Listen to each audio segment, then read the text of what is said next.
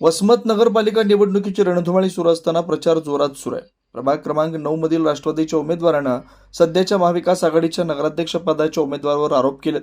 त्यांनी कुठलीच कामं केली नसल्याचा तथा सध्या त्यांना प्रभागात जनता विरोध करत असल्याचा आरोप या उमेदवाराने केलाय. पाहूयात. उमेदवारी अर्ज भरलेला आहे. कसा प्रचार सुरू आहे काय? प्रभाग 9 मधून अर्ज भरलेला आहे मी आणि भैयाच्या विकासाच्या मुद्द्यावर आम्ही मत मागतो लोकांना. अगोदरचे कोण होते नगर इथं सीमा हाफिज होते आणि विष्णू बोचकरी होते आधी नगरसेवक. त्यांनी प्रभागात विकास काहीच केला नाही, काहीच विकास केला नाही, काहीच केला नाही. काय बोलतात त्यांच्याविषयी लोक? त्यांच्याविषयी काही लोक काय बोलतात? हां बोलतात ना, त्यांना 5 वर्ष एकदाच येतात ते वोट मागायला. आता विरोध करायले, समजेजण त्यांना विरोध करायले. काय माहिती? हां विरोध करायला, एकदम विरोध करायला.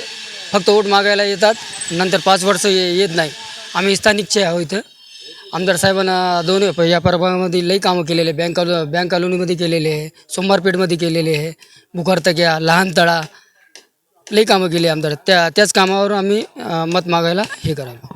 एकीकडे स्वच्छता मोहीम सुरू केली आमदार साहेबांनी. हो, तर त्याच्यावर विरोध करायला ते आधीपासूनच करतात आमचे आमदार साहेब राजूभाई.